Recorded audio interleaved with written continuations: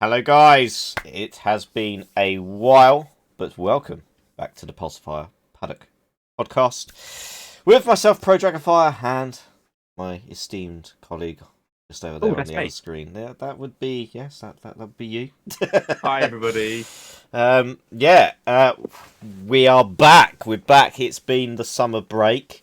Lots to going on, lots to talk about. And some big changes as well that are coming up. And sort of a changing of the guard, I feel, starting to take shape. Obviously, we're post almost 5 days or so post Spa. We'll go through the inners, the details of that in its full entirety, and obviously. Um, Budapest was quite some time ago now. Yeah. So Spa, it has come and gone in What a the race. blink of an eye, and mate, I've not seen a race like that for some time. Oh, it's been a while. It's been a while. Uh, I think oh, I think I said it to you by text message on Sunday night. I feel robbed. I feel yeah. robbed. I think we both agree. I keep on saying 2011, but I'm not 100% certain it was. But that Canadian Grand Prix in Mhm. 2011, the Button ended up winning after Yeah. pinching Vettel on the last lap, was one of the best races I think we've seen this century or this decade. Yeah. Spa could have been the same, and the health and safety guys got involved, and we didn't have a race. And interestingly, I've since seen Bernie Eccleston has come out and said Mhm. something similar, and he said, "We were here to race. Yep. Let them race. If Mhm. anyone wants to say, do you know what, it's too dangerous, I'm not going to," and the guys at the back with no chance of points might say that, Yeah. Of let them course. stay in the pits. That's absolutely their decision, safety first and all that. Yeah. But equally, get out there and race. Give it a go. Yeah, because I did see Bernie come out and he said if that was me in charge, we would have been racing, and I can't help but feel that yeah, we probably would have had some racing, because Bernie, Charlie Whiting, God bless his soul, Yeah. and they would do their utmost to get people going around the track and actually racing, because ultimately the only way you're going to clear the standing water is to have the cars moving. Sitting on the grid, yeah, it's going to look fucking bad. And I'm not denying that the rain was heavy. It was a traditional spa downpour. Um, but as we know with these cars, to clear the water, you need them moving around the track. Because that's the only way it works. It's the only way it happens. And stick them on all on full wets, and those tires I'll do a good job of clearing the water. I've just You been know. quickly typing in the background to try and find the exact calculation because I knew there Mm. was a calculation around this. A Formula One wet tyre can displace 30 litres of water per second at 300 kilometers per hour. So times that by 20 cars, and Exactly. I mean that to try and give 30 yeah. liters is a difficult thing to put in Mm. perspective. That's 15 bottles of Coca-Cola, 15 2-liter bottles of Yeah. Coca-Cola all sitting next to each other. That's Mm. a lot of water to displace. Yeah. I can't understand, particularly when they were behind the safety car at slow speeds, why they just didn't leave the cars out there for longer. They only ever did 2 lap stints at any one time and then came back into the pits. Leave them out there behind the safety car for 5 laps if you want to. See if you can get a dry line, see if you can displace some water and get going. Yeah, exactly. I mean, we've seen them be on the safety car for longer periods at other tracks. Like, Yeah. 2 laps, is that really enough to assess? And then obviously drivers. Well, the only cars that were going around was Maylander in the safety Mhm. car, and Driver of the day. Alan van der Merwe in the medical car. I remember listening to some of it, and like Martin Brundle was saying, well, the most exciting thing they've seen is Alan van der Moer in the bloody medical car being sideways through Puan. And I was thinking, yeah, those guys are having a great time. Um, yeah, we have been robbed. We've been robbed of an event. I mean, let's look at Spa and look at the historical races, the ones that have been in the wet, and it was an absolute fucking corker back in 1998 in very similar circumstances. Was 98 the race where Hakkinen picked Schumacher at the end of the straight when they were lapping, I want to say Ricardo Zonta, but they were lapping Ooh. someone? That was 2000. So Was 98 it? was obviously Okay. Damon Hill, Ralph Schumacher, and the Jordans. Oh, of You know, course. absolutely similar rain, similar circumstances. We went racing and we had a fucking hell of a race. We had a brilliant Mm. race. Yes, it was carnage. Yes, there was a lot of expense. Mm. But I feel we wouldn't have had those kind of levels of carnage this year if we'd gone racing. You wouldn't have had Shinji Nakano just blindly ploughing his Minardi into the mess ahead. It just, just failing to register. Oh, look, there's cars everywhere. I'm just going to carry on. Yeah. Yeah. It just, it would have been a I, different story. And it would have been I, nice to see the wet weather play out as a bit of an equaliser again, because, well, I mean, I know we'll probably talk about this in a bit more Mm. detail, but when we talk about the equalising of the field, didn't half do wonders for George Russell. And Yeah. That even far away from pole position. exactly. It was a true lap of the gods. And even his teammate Latifi, he was ahead of pretty much half the grid as well. It just goes to show what the wet weather can do. Apart from Haas, Haas are just shit in the wet and shit in the dry. Let's just forget about them now. But I think that the main reason, I think there's three things that made the decision Mm, to not start that race. One is what happened to Antoine Hubert. yep. That still lives long in the memory as one of the most recent deaths, and certainly Mm, at Spa. yeah. One will have been the massive pile-up and accident going through Eau Rouge for the Formula W series on the Saturday, which Yeah. involved 7 or 8 cars, at least one of which then became airborne. Two in fact were airborne. Both of There you go. those ending up in a medical facility and in the local hospital. Yeah. Yeah. I mean, don't Yeah. get me wrong, we know no one's died, everyone's okay. There Yeah. was a couple of people Absolutely. taken to hospital for checks. Absolutely. But then obviously the third driver will have been Lando, who had a great shout of getting pole position and then obviously had his off at Eau Rouge. And it's amazing, actually, when you watch it on the replay, you can see, very typical of an F1 driver, you can see those cat-like reflexes. As soon as the back starts to go, he's correcting it the other way. And he's just been incredibly unfortunate that as he's in that correction, the front tyres have bit again Hmm. and he's gone straight into the barrier. Nothing you could do to catch that. And Eau Rouge is a fast corner. The downside will be, and we had this discussion as well, what does that mean for the future of Eau Rouge as a racing corner? Because the amount of Yeah. accidents and incidents there have been there over the last few years now, I think there's a number of suggestions around the Mm, FIA about whether they make some drastic changes mm. to that corner. And actually, Yeah. the only thing that I would say is, having looked at that corner in a bit more detail on the television, Mm, there are opportunities to keep the corner exactly as it is, but increase the amount of runoff that there is there. And, although I think we'd probably hate to see it from a visual aspect, they could have that rubberized coating that we have at Paul Ricard that slows the yeah. car down rather than the gravel or similar that risks Mm, the car flipping and digging in. Anything to take some of the yeah. force out The of that energy car as out. it tends to the barrier. Yeah. Because it's always going to be. This is always going to start to. I think this.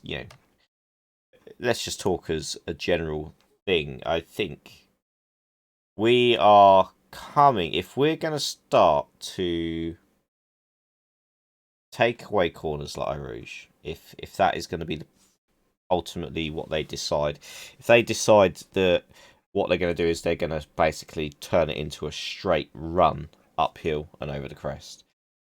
Well, that's one of the most iconic corners in F1 history, just gone. But then are we really then starting to move into territory where we can legitimately, well, where F1 legitimately has to then turn around and say tracks like Monza are unsafe because of the speed. Where do you draw the line? Because obviously, if you're going to start saying that corners like that are dangerous, then you could say, well, okay, so Parabolica is dangerous. Because there's been big accidents at Parabolica. You know, we've seen even junior category cars flipping over the tyre barriers and stuff down there. Ascari, there's a potential. That's an uphill over sort of a crest into a chicane sort of part of the track out of a DRS zone. Where do you start to draw the said line? Because ultimately, once you start going down that route, then you're going to have to apply that same theory and rule set for all tracks. So then we're going to end up in a state where, oh, that corner's too fast, so let's turn it into a chicane. Or the camber on that's a bit wrong, so we're just going to straight line that. Where do you draw the line? Because then eventually it's going to move away from just being racing. Really, it's going to be thing. Alonso, I think, came out and said it doesn't need changing, and I think Mark Webber agreed with that, as did Mika Hakkinen and Lewis Hamilton as well. So I mean, some big names advocating that we don't need to change. It's just other aspects, as you've mentioned, need to be looked at, and whether that does mean that they have to invest a substantial amount of money to resculpt where that grandstand is behind the barriers, because I know that there is plans to put in new grandstands, but maybe they need to now look at, okay, we need, if we're going to do it, we need to move that banking back, move the barriers back, so if a car does spin, it's got more space to just slide up the track rather than smashing into a wall back across the track into oncoming traffic, as we've seen, and it doesn't end well when that happens. Yeah, absolutely. And I mean, if you look at Lando's accident, it's a prime example.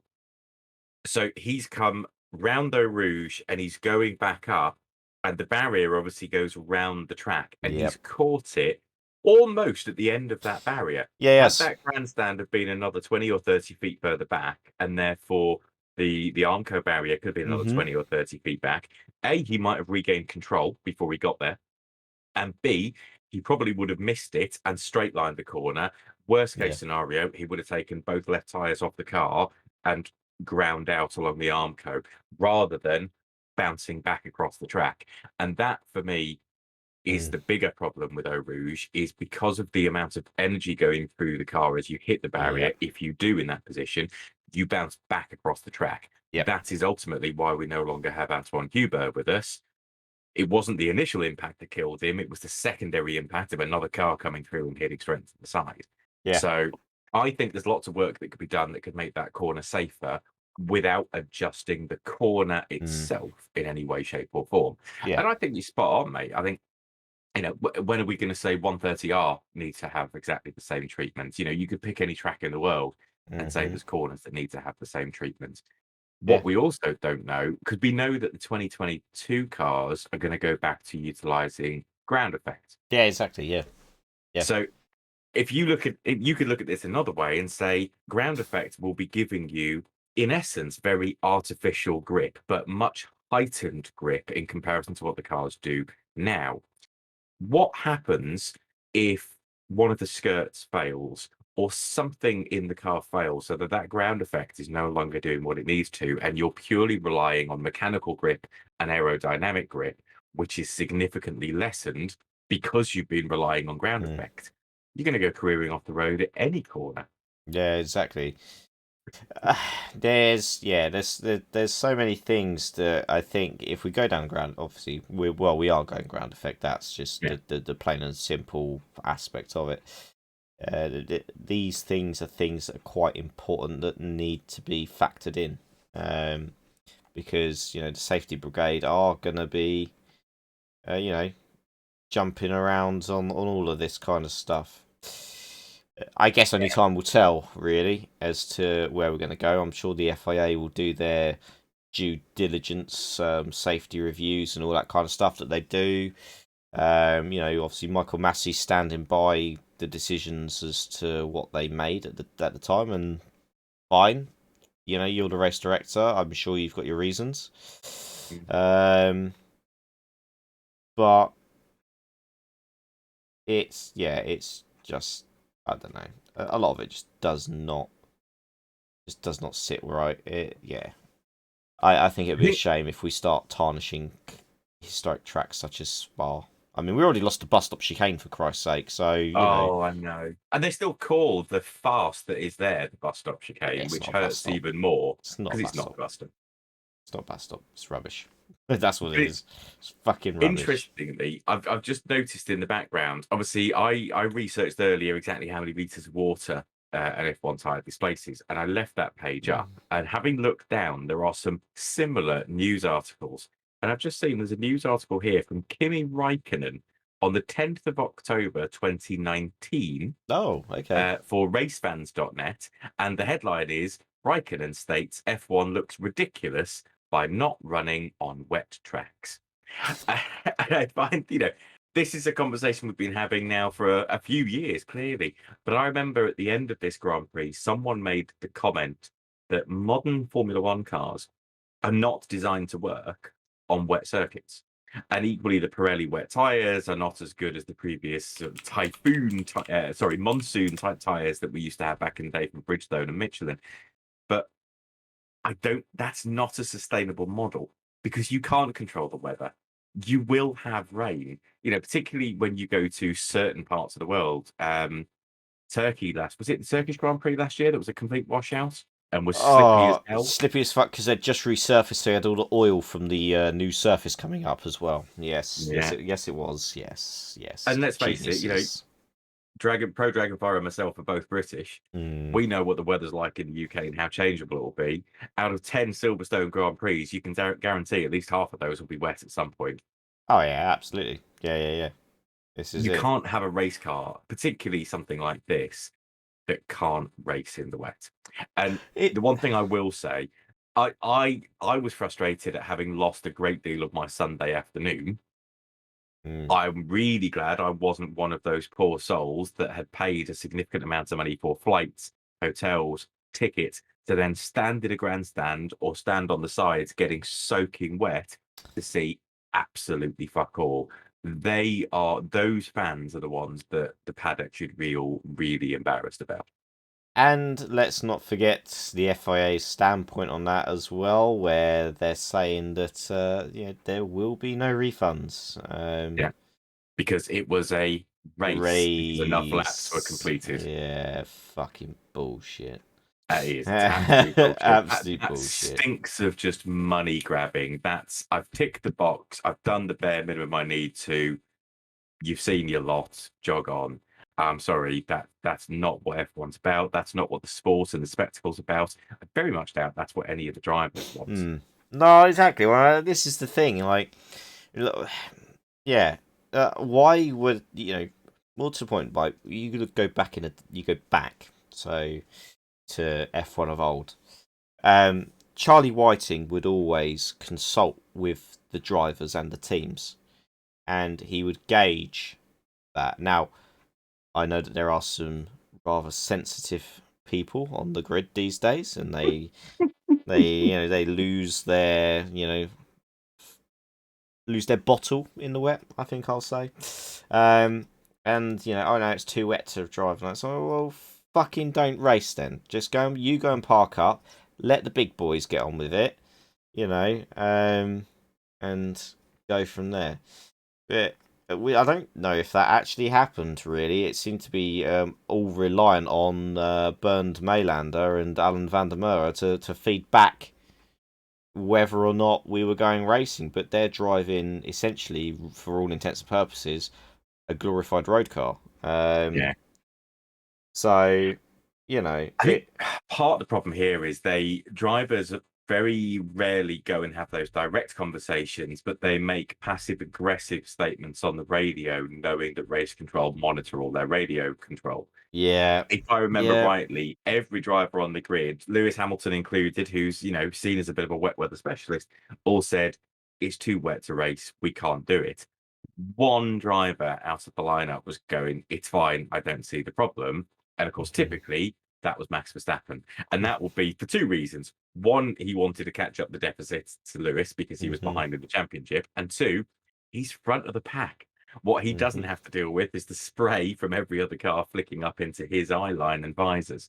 Yeah. So I think some of those conversations, I actually think Lewis's conversation was probably tactical, because actually, if you don't run that race, Lewis still leads the championship with the same amount of points he came there with. Yeah. If you do run the race, Max is already 2 places ahead of him. There's a risk that Max is going to walk away with a lot more points. Yeah, exactly. So, yeah, it's all part of the bigger game. Unfortunately, that's just how it is. It's all gamesmanship. Yeah, of course it is. Of course it is.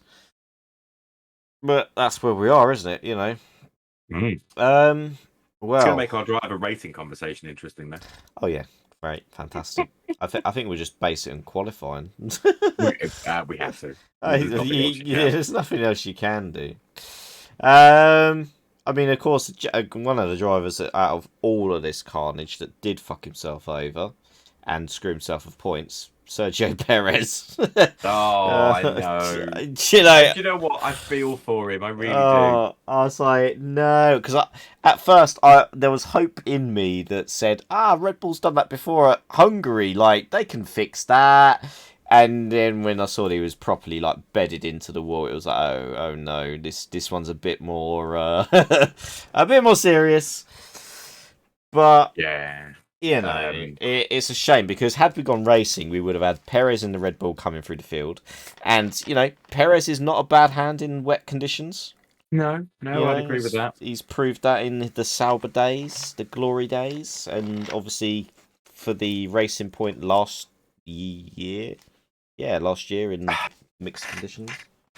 So the only thing I will say is by Sergio officially being classified as 20th and last, we have got away with one of the most awkward conversations I think we would have had this year, which is about whether he's allowed to have restarted that race at all, because the rules are very clear that the car must be on the grid, tyres on 10 minutes before the race. Yeah. Of course, he wasn't. No. Then the race started and had its warm-up lap, plus an additional lap behind the safety car, which they didn't count. Yeah, for whatever reason. Why the fuck? Like, So in theory, he should have been 1 lap behind. So I think there would have been some significant arguments and concerns around whether he should have been allowed to rejoin and whether that constituted a rule break. But frankly, every rule in the rule book that I know of went straight out the fucking window this weekend, because they didn't start the clock when they should have done. Yeah. They did start the clock. Then they had some laps which didn't count towards race distance, but clearly would have used vehicles' fuel. Then they did stop the clock when it shouldn't have been able to be stopped because they wanted to maintain the ability to have a race. The whole thing was an absolute shower of shit. So I think Sergio and Red Bull probably got away with having some really difficult questions to answer, mostly to their peers rather than the FIA, about why they were allowed to rejoin the race and should it get points at all. Yeah. I mean, there is something else. Like there was a bit of another clusterfuck going on, obviously, besides all of this as well, which involved the Haas drivers. I think I sent you the link, because while we're talking about clusterfucks, let's just talk about it. Obviously, Nikita Mazepin bleating and complaining that the exact same chassis he has compared to Mick's was heavier and had, all these extra issues. And so he got given a brand new chassis at the expense of Haas, probably bankrolled by Daddy. So apparently this is his what he was saying. So this is after the Styrian Grand Prix and after obviously Budapest. Nikita has said He's found it difficult to match Mick Schumacher's performances in the race and has claimed he has a weight disadvantage and a much heavier chassis to Mick, which he believes leaves him a sitting duck for his teammates' performances. And Gunther Steiner then, as obviously he's obviously gone, right, okay, fine, just have a new fucking chassis then and be done with it. Yeah. And he said, yeah, I would do a Gunther Steiner impression, but usually I'm not very good at this. But Steiner's come out and said, yeah, we've given him a new one. You know how Gunther talks. He says the chassis are. I don't know the exact stiffness data, but you cannot change the stiffness of a chassis without changing the homologation. It's a homologated chassis, so it'll be very similar. There is always a tolerance in it, but I don't know off the top of my head the tolerance, and I don't know how much this new chassis is going to benefit Nikita. Like, what? Like, yeah, okay, Gunther. Like, he's obviously just rambled, as in true Steiner fashion. Obviously, probably a bit pissed off that he's had to then call up Gene and go, I need money for a new chassis. Because this is all money that Haas do not have. Yeah. It is. I mean, I was just looking at the F2 results last year to see how many times Nikita Mazepin outraced Mick Schumacher. It's not that many. No, Mick was ahead of him most of the season. That's probably why Mick won the title last year and Nikita came fifth. Oh, of course. Maybe he just had a heavier chassis. That must have been it. That must have been it. If only we'd done that last year. God, do you know? I always wonder why he was so slow in F2. It's because he's had a heavier chassis all this time. Yeah, you've called it. Fucking hell, man. Oh, what I mean, I'm not. Like obviously there are subtle differences between chassis, but to say that there is an outright weight difference on a homologated, and let's not forget, very precisely made piece of technology. These cars are down to a gram of weight. To say it weighs more just is an absolute bullshit excuse for you not being fast enough, essentially. Yeah, absolutely. And do you know what? It was the same the year before. So in what year we're looking at here, 2018 now. Nikita Mazepin was 18th in the league standings, and Mick came 12th. And if you look at it, Mick outraced him in almost every single location. I think it's the typical racing driver excuse. It's just the modern way of the racing driver excuse. But it smacks a bit of, Mummy, Daddy, he's got something better than me. Buy me something better. Yeah, and he knows his dad will. Yeah. He knows he will. Yeah, fucking. We're not going to see the back of him, I don't think, for quite some time, which is an incredible shame because he just he's just like when you say pay driver, he is the epitome of the pay driver saga of the 90s. That is what Nikita Mazepin is, just in the modern day. Yeah. Yeah. Absolutely. I don't know. I think we've officially gone on record a few times to indicate that we're not necessarily a fan. No. Whereas Mick, in completely stark contrast, I am a fan of Mick. I think he's shown an amazing talent, not only in F2, but so far in F1. And I think he's got a pretty bright future ahead of him. I mean, interestingly, this is quite interesting. I know most of the cars stayed the same. I'm just reading the full transcript of what Gunther Steiner went on to say. And he's actually said that there was no financial implication on the team for this chassis change, stating that two of the chassis they've been running are actually Kevin Magnussen's and Roman Grosjean's from last year. So, okay. I mean, if anything says how short your money situation is, that would probably be it. Yeah. I love Steiner though. He goes, yeah, we've been using two old ones. He said, however, and we only had two old ones because one obviously we destroyed last year in Bahrain, which we burned. Like Gunther, really? There's only one Gunther Steiner. There ain't another one out there like him. I just love him. He's one of the last remaining true characters as a team principal, I feel. But do you know what? So I'm thinking about this from a business perspective, finance, logistics, rather than the fans and what we want to see.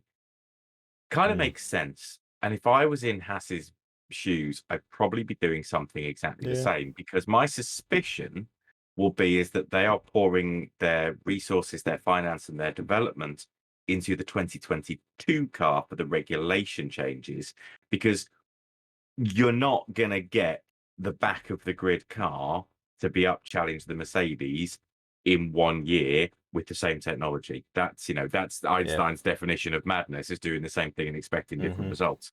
The regulation changes, which historically shakes up the field quite significantly, is their biggest opportunity now to have something more competitive. So I kind of get that. Save the money, use last year's chassis, pump it into next year's car. Yeah, I think that needs to happen. I mean, yeah, Haas, needs to think. I mean, interestingly, obviously we're going through sort of, I guess, the crazy season, the mid season madness as to all of the stuff going on. Obviously, while we're talking about Haas, at what day is this on? So I think it actually might be not today, but yesterday. Yeah, not today, but yesterday at 6:36 in the evening. I'm just looking through the Sky Sports updates, and it actually states that a Haas renewal deal is imminent for Mick Schumacher. So they're expecting Haas to make the announcement within the next couple of days. Okay. So that is interesting, because then who's going to Alpha? And please God, not Nikita Mazepin. I mean, yeah. There's lots to talk about with drivers, because I've sent you some articles and stuff which actually, do you know what, these prophecies are turning out to not be far off the fucking mark at the moment, and it's crazy to think that. Yeah, I mean, we haven't got a race to really review. I think that's we've already made that case and point, but yeah, let's talk about qualifying really. I think obviously we've got some ultimately shit cars in positions that they shouldn't be. George, you fucking superstar. Yeah, it's just a weird one, and I think if anything has compounded Valtteri Bottas's misery, it is the qualifying session here at Spa that has pretty much, I would say now, written off any hope he has of keeping that seat. I would say it's a done deal. Yeah, I'm with you on that.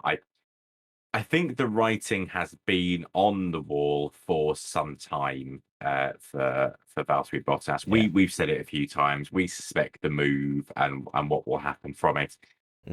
I think going up against Lewis Hamilton as one of the most successful drivers of all time is going to be mentally and physically draining for anybody. We saw it take a hell of a toll on Nico Rosberg.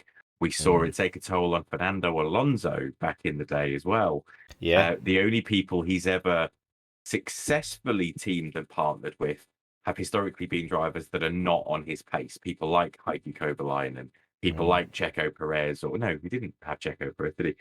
But Heikki Kovalainen would be a good example. Him and Button were a bit more equal, and I think that was the start of a change there. It was, and I don't know if that's just the fact that they're both British and therefore they could socialise and get on with each other better off the grid. I just don't know, but we know that having anyone teammating Lewis Hamilton is in for a really tough ride. Yeah. And I think Valtteri has reached his limit. He's pushed himself as far as he can go. He's Yeah. come close a few times this year. And towards the tail end of last year, he has been nowhere. I think he's just reached the end of his threshold. Yeah, I think he just looks like a very fed up and broken man, to be honest, right now.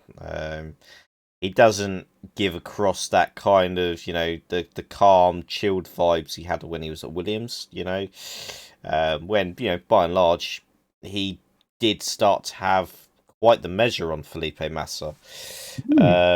Massa was no slouch. He was no slouch. So, Bottas has got pace, but he's a number two. He's a number two. Maybe in a smaller midfield team, he will fill that void of being a team leader with his experience now that he's got in F1, because he's got a substantial wealth of experience. But for a big team that's going for titles and all that kind of stuff, I don't see it in him anymore. He's sporadically showing on his day, as is often the case. When he's on his day, he can be one of the fastest drivers on the grid. But unfortunately for him, those days have become very few and far between. Like, to the point where now I just have absolutely no faith in him winning a race. I don't see him winning a race this season. Yeah. Or, I don't see it happening. I don't see that he's going to take another victory.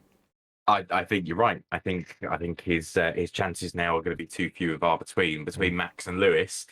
I think they'll have that on lockdown at the top. And I think, if he is leading, I think there's going to be a lot of team orders come into play now, because the title battle is between Verstappen and Hamilton. So I think all he can expect is to be getting that message of Lewis is faster than you. Go on, son.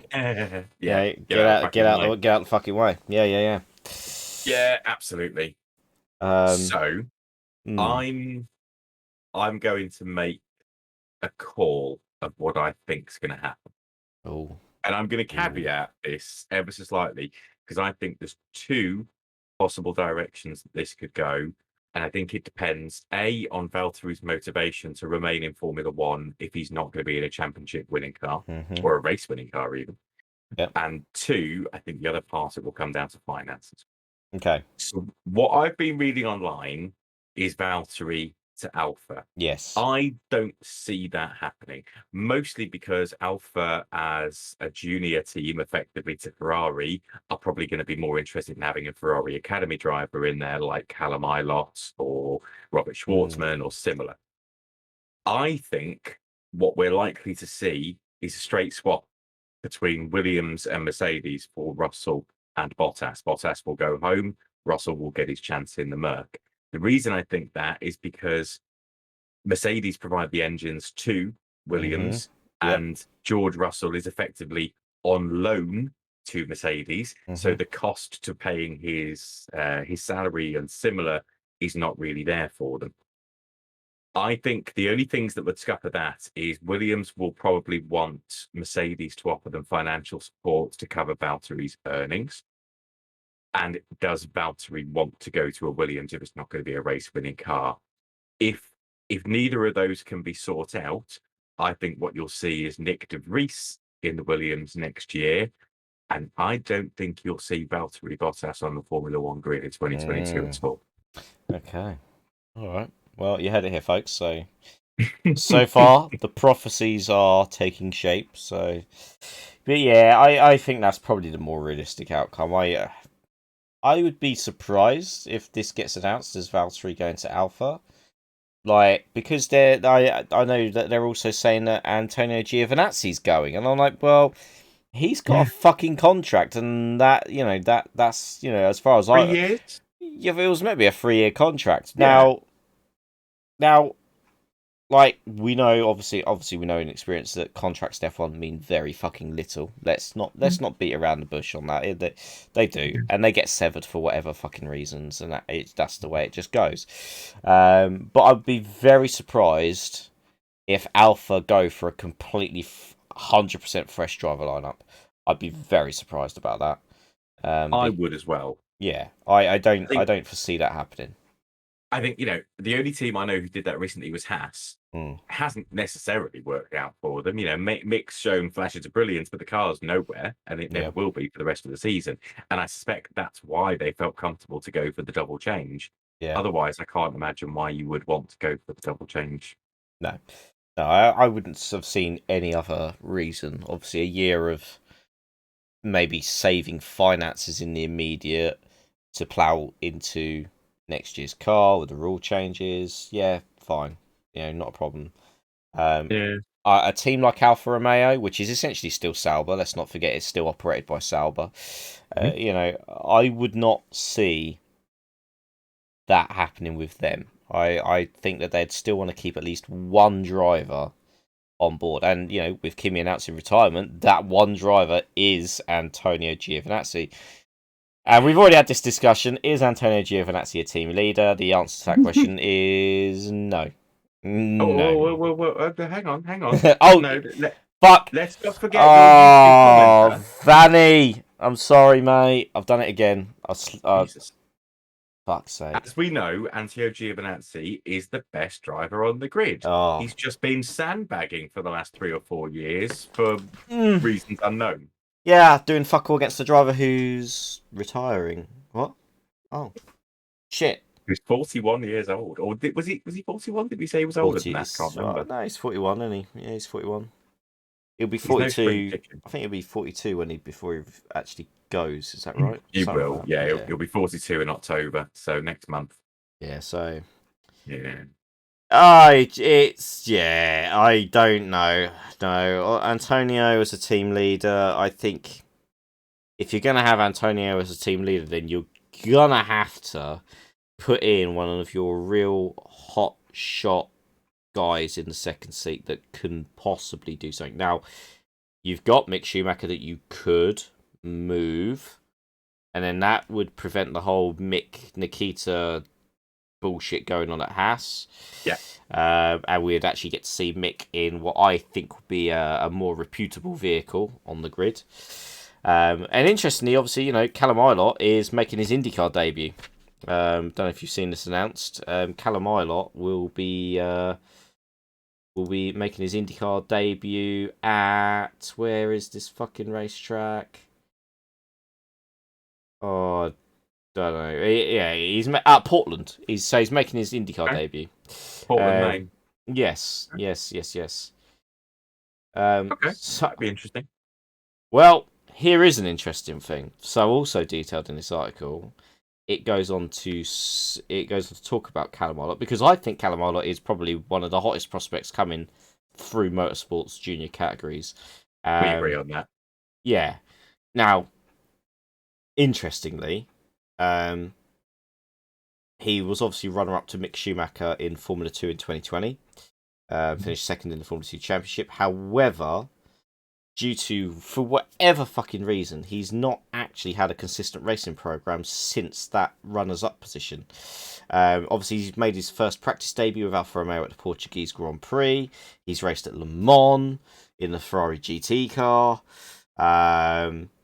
However, they are reporting that Callum Ilott is not being considered for an F1 seat yet again for next season, and instead his sponsors are lining him up for a full-time IndyCar campaign next year. And I think that's a fucking shame.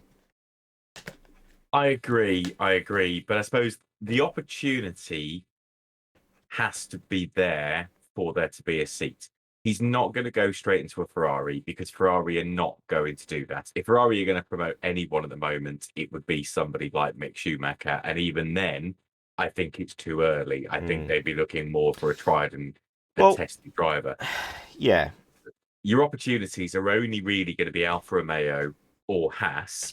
Until silly season completes itself, we don't know where that opportunity is going to be. No. I think our prediction is we think Mick will take Kimi's seat at Haas, and Antonio, on the basis that he has that 3-year contract, is likely to stay.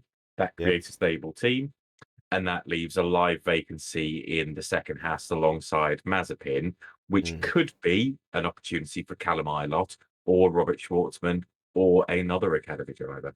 Yeah, well, I mean, they keep on. Oh, like, yeah, I don't know. Like, I'd be very surprised, but they're saying that the offer is there on the table for a full-time IndyCar seat for Ilott. Um, Ultimately, with the year he's had with racing this year, with not really having a full-time anything, I think he's gonna want a full-time seat. I would, as a racing driver, I would. That's what I would want. Me too. Um, It'd be a shame to see him disappear to the stateside, because generally, once you go stateside, it's You very don't come hard back. to come back. Yeah, exactly that. So, we'll see. The interesting thing is the team that he's going to be running for is the newly relaunched Junkos Hollinger team. Okay. Who obviously they were quite a full time presence in IndyCar up until about 2017, and then they became sort of an Indy 500 specialist from 20 up to 2019. However, the team's been relaunched in a full time capacity. Interestingly, it's managed by Williams F1 board members. Oh, Yeah, though considering he's a Ferrari Junior driver, that's a bit interesting. But we will see. We will see. But yeah, I just thought I'd mention that about Ilott, because I think if he gets sucked into that stateside world, I don't think we'll see him come back. Which will I be would tend a to agree shame. with you. We've there's been lots of Mm. British drivers that have gone to IndyCar and have made a Yeah. name for themselves and done very well. I've never been particularly close to IndyCar, but isn't Dario Franchitti Scottish? Yes, he is. Yeah, Dario. Yeah. And Um. actually, I've just now started a quick Mhm. Google. I've just got the list in front of me, and there are, there's some names in here that we're very familiar with, Well, like Simon Pagenaud. yes. There's Yeah. Yeah. who's Uh. in the current driver standings. Here we go. Alex Palou, who we know, is over there. d- Marcus Ericsson. So you. clearly, Marcus Ericsson's had his F1 career, got over there, isn't going to Yeah. come back. Yeah. Takuma Sato Of is course. actually doing very well over there, Well, but again, Takuma that's Sato. post the Formula One career. Yeah, Takuma Sato, two-time Indy 500 winner. Yeah. I mean, the guy is fast. He is fast. Inconsistent, but fast. Yeah. um, but Absolutely. you got legendary names returning next year, full time. You got Helio Castroneves in his 40s making a full time return next season after his And win, his fourth win, record equaling fourth win at Indy 500 this year. So there are big names over there, and there are British drivers in the Indy Lights, the feeder series. There's British drivers in there. And if you look down the list, you've got Justin Wilson's brother on the list, Stephen Wilson. You've got who's the other guy? Jack Harvey, something like that. I'm sure he was sort of junior categories throughout until the F1 stuff fizzled out, and it was like, oh, okay, I'll go to the States then. I do wonder if coming back to professional racing at this level in your 40s is really the right thing. I mean, don't get me wrong, I'm always conscious that, your Kimi Räikkönens and similar to this world are in much better physical condition than I am. But I am approaching 40 and I am acutely aware that there are things that I am less able to do now that I could do at 30 and again when I was 20. The body does age. That's why a Yeah, professional it does. footballer starts to think about retirement at 32, 33 years old. No matter which way you look at it, things are not as sharp Mm-hmm. and as quick as they used to be. And I Of do course. wonder when you're a professional driver, particularly a successful professional driver, Mm-hmm. coming back after those previous successes, does that water down or change your previous history in some way, shape, or form? Do you think of them differently? Because Yeah. I mean, you know, moving Mm. away from Formula One very briefly, Yeah, the yeah. legend, the Doctor Valentino Rossi has announced this week that he's going to retire from Yeah. MotoGP. I'm surprised he's left it as long as he has, but he's got a love and a passion for what he does, whether he's winning or in the middle of the pack. I don't think it's necessarily mattered to him. He's Yeah. loved and enjoyed it. He But has. I will always remember Rossi for being Oh. world changing, leading the pack, multiple world champions. But Mm. in the way that a lot of people hate Lewis Hamilton and hated Michael Schumacher when he was racing and hated Sebastian Vettel because they were winning all the time, nobody hated Valentino Rossi. He No. won Yeah. back-to-back world titles, and everyone thought he was the best thing in the world, which says wonders for the man, really. It does, and do you know what? And he's a genuinely nice bloke as well. And plus, let's not forget as well. Shortly after announcing his decision to retire, he posted up a picture of him and his other half. They are expecting a baby. Oh, I didn't know Yeah, that. there is a mini Okay. Rossi on the way, a baby Rossi. So cannot cannot fault the guy. And he's at a different stage in his life now to where he was in his glory days, and yeah, he's tried to persevere. He's tried to persevere with the Yamaha thing, but he got relegated from the Yamaha factory team to the customer team, and it's not been the same. Like his highest finish this season has been 10th place. And I think it's just reached that natural period in time where, okay, now's the time to make that change. But he's already said, he's still going to carry on rally driving. He's still going to carry on doing endurance racing, and he's looking at other things he can get into because he's got his VR46 endurance racing team, and they've been quite successful with him at the wheel. They won the Dubai 24-hour race last year. So I mean, I can't remember if we said this on podcast or not, but I remember vividly back in the V8 era, well before the hybrid turbos, Valentino Rossi had a test drive in a Ferrari, and well, within 4 or 5 laps, he was basically on the pace of yeah, what the professional drivers were doing. yep, He got that typical natural ability of a racing driver. It doesn't matter if it's 2 wheels, 4 wheels, or 8. He can make something go fast, and he knows the lines. He has the feel for it. He's an yeah. immensely talented man. Yeah, he is a god. He's a master. Oh, He's the Doctor. He's the Doctor. And he will forever be the Doctor. He was fucking brilliant. No matter what you put him in, he was fast. He's just one of those naturally gifted chaps that frustrates the hell out of me because he could just jump in something and do it. It's just. Yeah, absolutely. I'm going to put it out there. I don't know if racing series tend to do this. It's more common in things like football and basketball and what have you to retire a shirt number. Mm, I'd quite like to see Valentino Rossi's number retired. I don't yeah. think anyone else could come in and ride a motorcycle in MotoGP with that number. Unless it ends up being Rossi Jr. Yes, it can be reserved. It can be reserved for that. Otherwise, no one gets a look in. That number indeed needs to be retired. Yeah, I agree. And like I say, it's sort of that period though. This is the era, the people that I've grown up watching, you've grown up watching. That it's the changing of the guard. You got Kimi going, you got Rossi going, and let's be real, it's not going to be long before Fernando goes as well. It won't be long. Hamilton's not far away now. He's there. Vettel.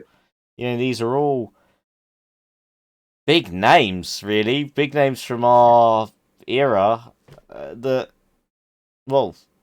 Yeah. Like soon we're going to be left with no drivers on the grid that were actually around in the naturally aspirated era. Yeah, it's exactly what I was just thinking. We're not far away from reaching the point where there won't be a live and active Formula One driver that remembers a naturally aspirated V8 sound. They'll all be turbo hybrid.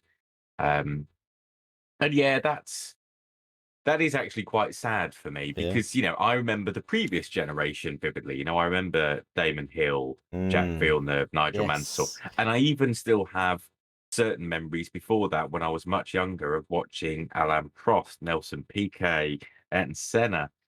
So to then see the next generation of your Lewises, your Fernandos, and what have you start to get towards the tail end of their career, if nothing else, reminds me how fucking old I'm getting. Don't, mate, don't. In here, I'm still 21, mate. Yeah, it's just the rest of me that's not. Yeah, this is it. That's the horrible realities of life. But yeah, it is changing the guard, a natural thing. But what I will say is, I think you and I agree on this in a number of areas.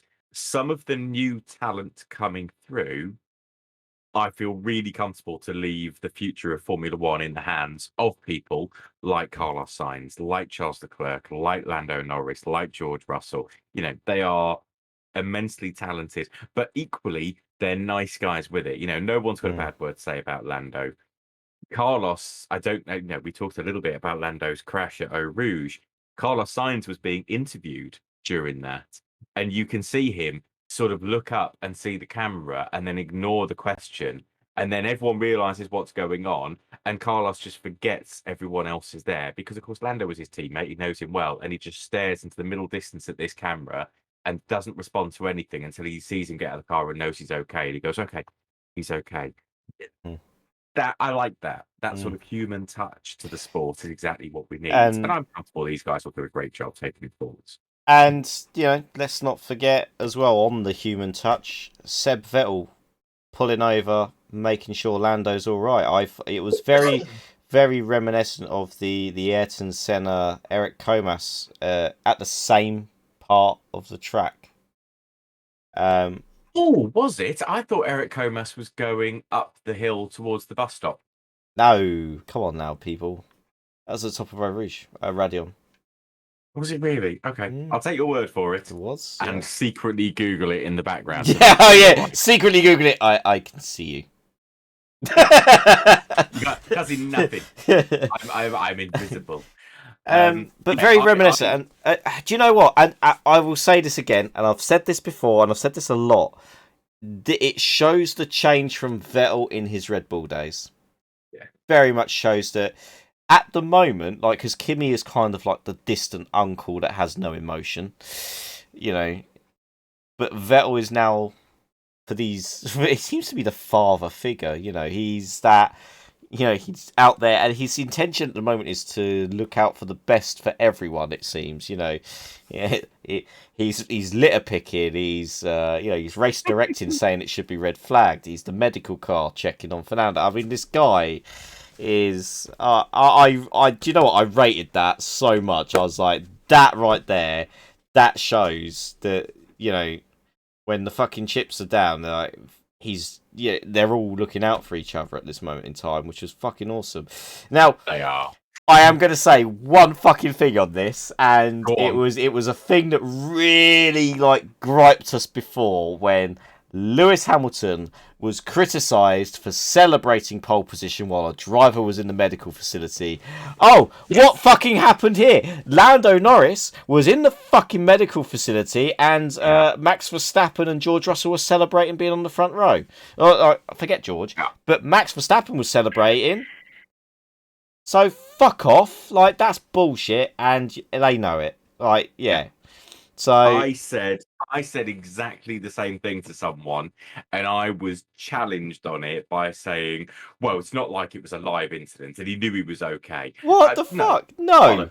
Bollocks. They didn't know that at the time. One rule for another. I'm not having that. This is exactly the hypocrisy of what we were saying about Max Verstappen and the Red Bull team. It's all well and good when the shoe's on the other foot. Yeah. Fuck them. Like, absolute bullshit. That is my gripe. That's my gripe with this. That was it right there. And I was like, why are people not complaining? And the only reason I remember that is because I saw a tweet and someone instantaneously tweeted back to Red Bull saying, "Well, I assume you're going to be telling Max Verstappen that he can't celebrate pole position."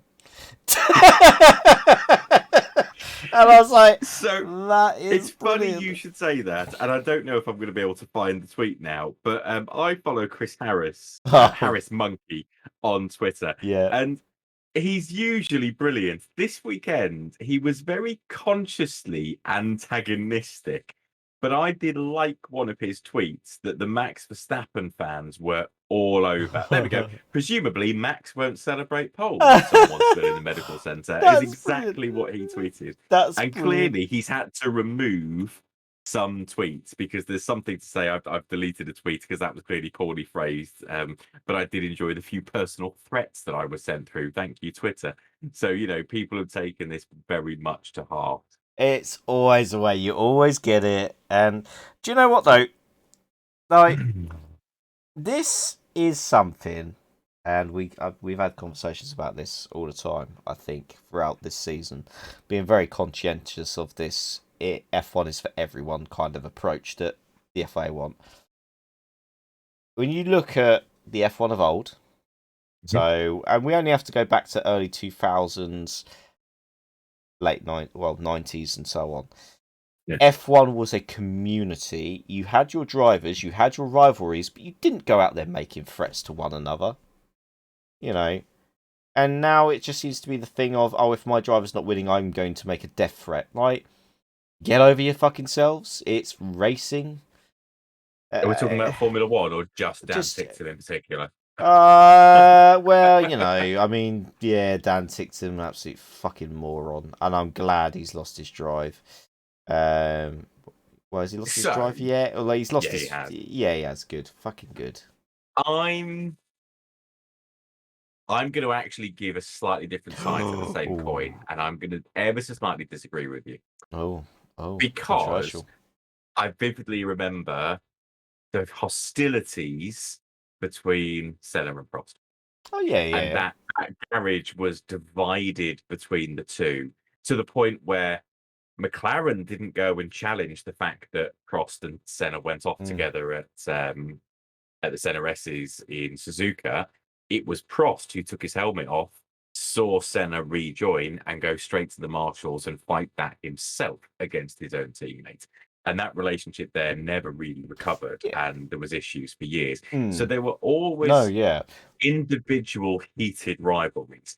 But when it came down to life or death situations and making sure other human beings were okay, Prost was one of Senna's pallbearers at his funeral and remains to this day a trustee to Senna's charities. So, you know, there is a line to be drawn between what happens on the racetrack and what happens in real life. Yeah. So what my point was is with more in regards to the F1 fans.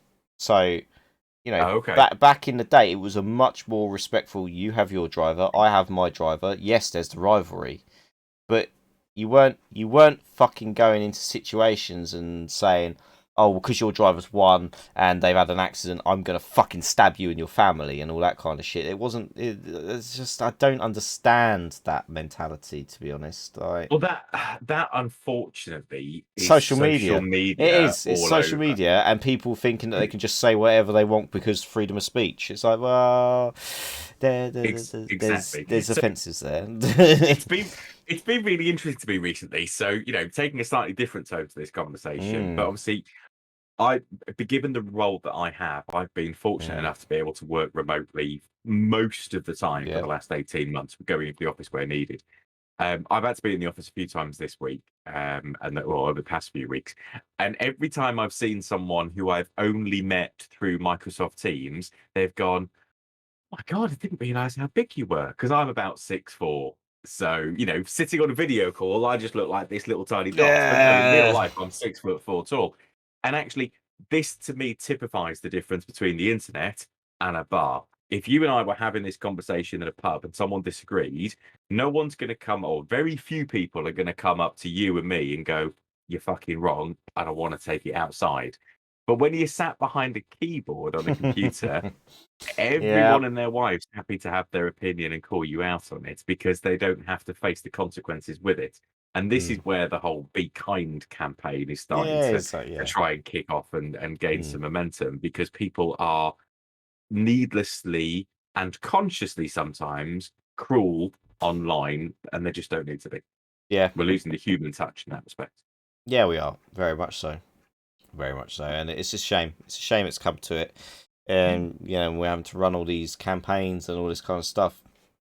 Just fucking, like, be kind to each other. We're all the same. We all eat, sleep, and shit the same. Fucking hell. Well, unless you got a colostomy bag, in which case you don't shit the same, but... Or if you hang upside down like a bat to sleep. Oh, God damn it! We have to be inclusive of everybody. It's gone up my nose. But yeah, no, I mean, obviously slightly different turn of conversation for a Formula One podcast. But yeah, absolutely. When you just have to sit back sometimes and reflect on your own life. Yeah, what's going on with you, and then realize that everyone else, whatever you've got going on in your life, everyone else has something similar going on. Be kind to everyone you meet. Exactly. Give everyone the benefit of the doubt. And as my mother used to say to me, and I'm sure most people my age say something similar, if you haven't got anything nice to say, shut the fuck up. Yeah. Don't exactly say that. anything. Just don't say it. Just there's times and places to bite your tongue. Yes, there is. Well, I know that Yeah, all too well. I'm a married man. I know fully well to bite when to bite my tongue and call it a day. yeah. We digress. I mean, we have digressed. Yeah, absolutely. So another name I've seen sort of floating around about a potential return to F1, which Red Bull are trying to push, is Alex Albon. Yeah, Now I would be now a race surprised if winner. I don't see him in an F1 car again. Yeah, I'd be very surprised. I mean, he's now proven he can still win races. He's won a DTM race. Yeah. Well, sorry, GT3 race. Mm. And it was a decent, solid effort from him, and fair play. I mean, I would still like to see Nick De Vries. I hope your prophecy turns true on that, and we see De Vries back on the grid, because he should have been on the grid a long time ago. And after his exploits in Formula E, which he's proven he can drive anything now, I would hope that we see him back. He's Formula E champion now. The first time it's actually been classed as a world championship, he's won the title. He's also a Formula 2 champion. This guy should be at the pinnacle of motorsport. He should be. I don't know, obviously the ins and outs of F1's a very fickle fucking sport at the best of times. Oh yeah. But we need him, and where does De Vries go? Probably Williams, being Mercedes backed. But then where does Albon go? Where the Red Bull decide? Oh, I mean, we could go historical here. We could go historical. Red Bull do have an allegiance to Sauber.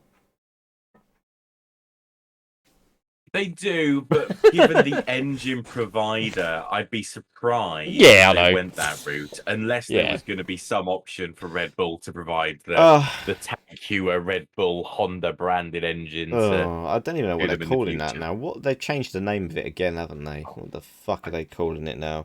Something else. I don't know. We need Delhi to come and put some input in. Where's fucking Delhi? He can be our inside man. We're gonna have our insider knowledge. Forgotten about that. Now, I don't know if you saw. Obviously, Spa was obviously a washout for the F1. Obviously, we've got all these hot prospects that are coming up. That there is going to start to be seats available on the F1 grid. Let's give some credit to the Formula 3 guys and the W Series drivers who actually got out there and put on some absolutely fucking brilliant racing. The Formula 3 guys were incredible. That was a great fucking race. And I've got to say, I was very impressed with one W Series driver in particular in the wet, because she came from fucking nowhere but drove like an absolute champ in the wet, and that was Emma Kimalainen. And I think she's is she a Finn? Another Finn? I don't know what it is with Finnish drivers when it comes to wet weather racing, but they're good. And she passed the two championship fucking favourites, Jamie Chadwick and Alice Powell, to fucking win. I don't know where she came from, but after obviously the reduced grid due to the massive pile up, which thank God they're okay. I will say, again, as we said in our WhatsApp conversation, it proves again why the halo is part of motorsport now. Because the way that those cars went into each other without halo, that floor of the car would have been, Yes, it could have ended very, very badly. So, although aesthetically, I've never been a particular fan of the halo. I think it detracts from the age-old looks of a Formula One car. Absolutely. I do understand the needs for it from a safety perspective. And I think even there were a number of Formula One drivers who felt the same. Romain Grosjean was a real critic of the halo. Even Martin Brundle was at one point. These guys, all critics, same as us. We were fucking outraged about it. We were like, what the fuck is this? They've all changed their tune. Yeah, including us, including myself. There's been accidents since where the halo has done a fucking great job. It's done an amazing job. I think the first time I really saw it in its proper use was when at Spa Fernando Alonso obviously flew across the top of Charles Leclerc in the Alfa Romeo, and they showed the damage of the halo at the end, and it was all like, it proper taken a massive fucking hit, but it withstood a full F1 car just fucking ploughing over it. Well, the one that actually struck me more was Romain Grosjean's Yeah. accident at Bahrain, because there Mhm. was enough force in that to split the chassis in two. Yeah. That's no mean feat. Mm. And yet, when they dragged that car, which was, Yeah. nose first through the barrier, Yeah. split the barriers, when they dragged the car out, the halo was intact. It Mhm. wasn't dented, it wasn't misshapen. It was burnt because Yeah. everything around there was, Yeah. but it was fully intact. Like that Yeah. safety cell for the driver was exactly what it It needed was to be. amazing. It was That's impressive. amazing. Absolutely incredible. And it just hits home. And and like Grosjean said, that was the moment where he will never get in a race car again unless it had a Halo type device on it. And I can't fault him. I like when you've been through that kind of experience, and it's essentially, for all intents and purposes, it saved his fucking life. Let's not beat around the bush. It saved his life. The only reason he is here today is because of that device. Yeah. And I think the bigger thing for me is, had the device existed a few years earlier, we would have still had Jules Bianchi with us. And he probably would have been a Ferrari driver alongside Charles Leclerc. Almost certainly.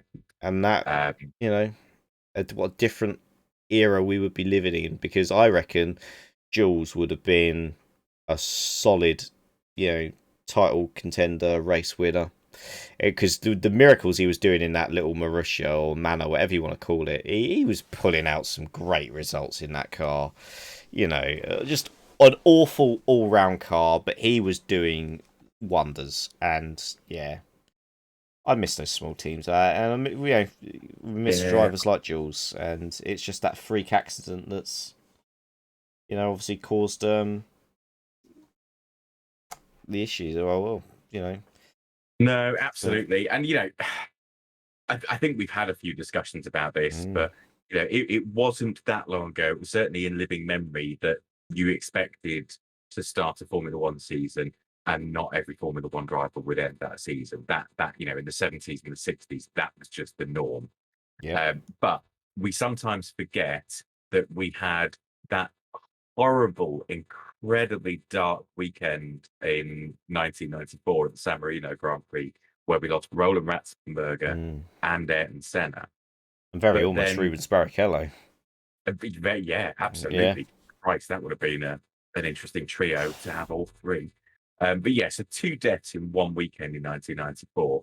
The next death from an accident of a Formula One driver in a live race was Jules Bianchi. I've just had to Google it to check the date. It was 2014. It was. So there was a 20-year gap, 20 years where not a single Formula One driver lost their life. There still would have been accidents and injuries. Yeah. Michael Schumacher would have broken his legs. Mm-hmm. Felipe Massa would have had concussion from the spring of Rubens Barrichello's car hitting him. People will have been injured and hurt, but everyone left the circuit alive until Jules Bianchi.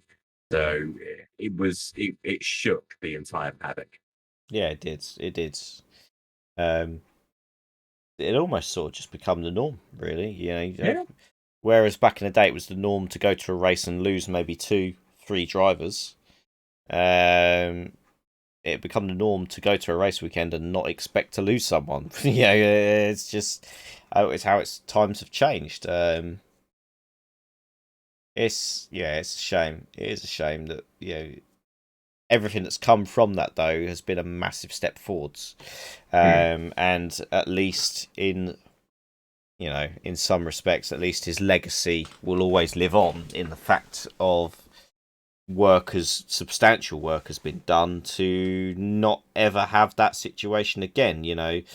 There's different protocols now for diggers going on the tracks. There's different protocols for safety in general. Just the whole world of that has all changed.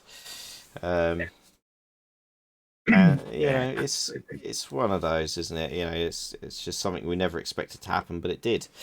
But here we are. We're in 2021. Fucking 2014. 7 years ago now already. Like, No, doesn't feel that long ago, does it? yeah, no, not at all. I remember just looking. Will Buxton's just made a tweet. Oh right, he's just saying the surprise at Callum racing in IndyCar.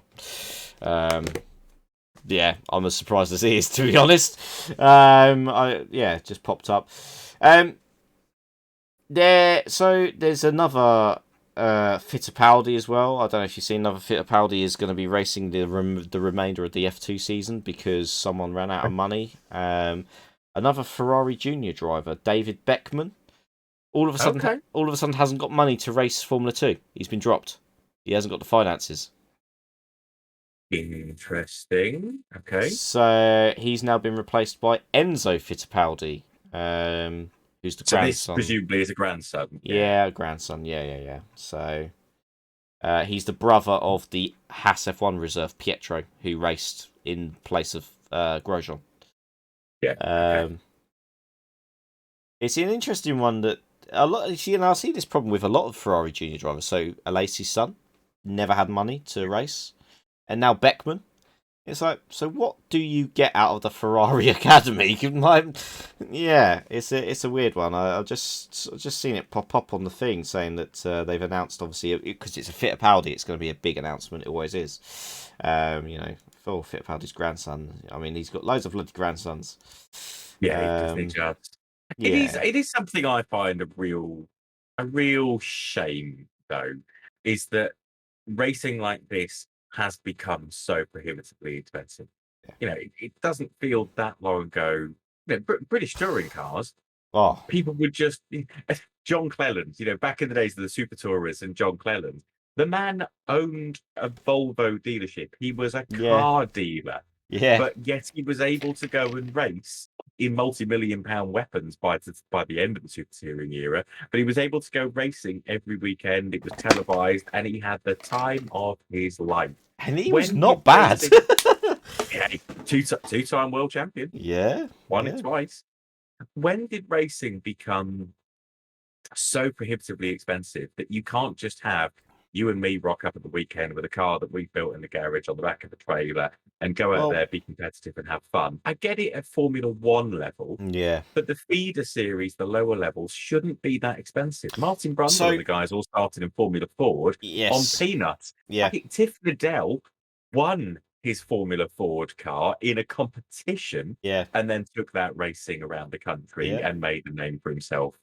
Where's this gone wrong? Well, you see, it's interesting because I was actually, interested having this discussion with my other half because she asked me various questions as to why I don't do real life racing anymore. Because I used to, as I've had discussions with you about, and I just basically were like, okay, well, look at this, and so if you were to want to race, like I say, in the top tier of this is just go-karts. So if you want to do a full championship effort in a go-kart series, and this is not including spares, fresh tires, this is just your basic kart, all of your entry fees, your insurance costs, and all that kind of stuff, to race in the top tier, so just below going up into, say, I don't know, Formula 4, Formula 3. It's Formula 4 now, isn't it? That's the next rung. If you were to do that for 1 year, it's £80,000 on average. That's £80,000. And that's without having engine issues and having to buy a new engine for the go-kart. That's without having spare sets of wet tyres and spare sets of dry tyres. That's not including having someone there to set up the fucking kart or anything like that. This is just to pay a team to be like, I want to do a full season. £80,000. And you've got very talented guys out there that can pay, you go for your day out go-karting, that will pay and do a hot lap session and be fucking right up there at the top of the leaderboards, and you go, fucking hell, this guy's got some talent. Why are you not racing? And the simple fact is, they can't afford it. And it is such a shame. Someone worked out the basic cost. This was quite a while ago now, so it's probably escalated even more. But the basic costs to do 1 year Formula Formula 4, 1 year Formula 3, 1 year Formula 2 to straight into F1. If you were to be that good to do the average cost that is going to cost in total for for a driver to reach that level is between 8 and 12 million pounds. So who's got this money? You're absolutely right. These are where the problems are. I'm just going to go back briefly to give a bit of perspective, especially for anyone viewing outside of the UK. Yes, sorry. £80,000. So the current UK average salary as of the end of last financial year is £31,000. That's the average. There'll be people that earn more, but equally there'll be a lot of people that earn less than that. 50% almost will earn less. And let's not forget, that's not disposable money. That's just your average wage. Absolutely. So, you know what the current average price for a house, if you wanted a 2-bedroom house in the county that we live in, so a state, if you're in America, you're looking at about £300,000 to £350,000 for a house. And frankly, because I'm an old man, I would say this: if I had £80,000 disposable income, I would be using that as a deposit to buy a house rather than to go racing in, because that would be my entire future rather than a few weekends of fun until the engine goes bang and I can't afford to fix it. So it's little wonder people like Giuliano Alesi, with Jean Alesi's backing and funding, and now David Beckman, can't afford to keep going in these series when those costs are so astronomical. The challenge just has to be, why are they so astronomical? And this is why F1 trying to put in the cost caps to try and bring things down. But it sounds to me like F2, probably F3, F4, and other series need to do something very similar. It's just as expensive, and you got to think as well, like, they're standardized series. Like, they are already standardized series. They are the same parts, the same chassis, the same everything. Up until you get to Formula 1, the chassis and everything are all fucking the same. That is it. It comes down to the organisers, the people running the series, and obviously then obviously a large part of it as well is how much the venues have to pay in hosting fees to host these events. It's all blown out of proportion, to be honest. And something needs to be done drastically. I know Lewis Hamilton's starting up his thing to make it more affordable for people around the world, but it's only going to do so much. Because a very clear thing that proves this theory is actually W Series. So obviously that there's not very many female racing drivers in top tier series around the world. So they obviously, W Series was devised as this platform to sort of bring through these female drivers. Rightly or wrongly, if it's going to work or not, I don't really know if it is working at the moment, because the same drivers on the grid in W Series are the same drivers that were on the grid in W Series last year, and none of them have really moved on to anything else. And this is a key part of this, and there's a massive reason why. Because if you win the W Series title, the prize pot is only $500,000. $500,000 is not enough to secure a Formula 2 seat. It's not. They're racing in Formula 3 cars, essentially. The $500,000 is never going to be enough to get a Formula 2 seat. Jamie Chadwick, who is the reigning champion, let's not forget, she got given this prize pot last year, and she said, the most she could afford, the most that would get her was a bit part endurance GT season, not even a full campaign in GT racing. So how is this actually helping female drivers? Because if you're not the world champion in W Series, you're getting even less. You're getting even less money. So I suspect the end goal there is the increased exposure by having the W Series will facilitate more sponsors to come on board. Because as we know, people like Pastor Maldonado didn't get in on their own merit and their own rights and their own finances. They had financial backing from PDSA and other sponsors that funded the team. And that's where Formula One has been for a long time. One would suspect the measurements in F2 are probably fairly similar. Yeah, I guess so. But when you purport that you want to influence female drivers moving into Formula 2 and things like that, I kind of feel you should be doing it in a way then that actually offers that opportunity. But as it stands at the moment, the price pot is not enough. And to be honest, I don't think it's being marketed in the right way to really appeal to those much needed sponsors to come on board. I think there's a lot more they can do with it. And it's quite a small grid this year. It's only 16 cars. So, I'm sure there are plenty of other female racing drivers out there. But then again, the series then weighs the cost of, well, then we're going to have to buy extra chassis, extra cars to put on the grid, and where do they then get that? Because then they've got to find a team that's willing to operate said chassis, said car, personnel. You know, it's a forever difficult, challenging thing, but you know, like Jamie Chadwick. Don't get me wrong, Jamie Chadwick is a very talented racing driver, and she's proved she can go up against the males in various series. Let's not forget she is a British GT champion. She won the British GT series in an Aston Martin Vantage, so she can go toe to toe with the best, and she's done it in single seaters as well, where she's gone toe to toe with them. But I want to be able to see her in something like a Formula 2 car to legitimately see where she is at. Because she can sit there and keep on winning W Series titles all she wants. But are Formula 1 teams necessarily going to truly take note of their talent unless they can see them up against other F1 hopefuls? So, It's a good point. I think Formula 1 teams are going to be looking at this. My hope, and certainly my opinion, if I was in that position, is I couldn't give a monkey if you are male, female, a dog, or a fish. If you can drive a Formula 1 car like it's on fire, I'll have you behind the wheel in a heartbeat. But my fear is there's two different avenues they're exploring.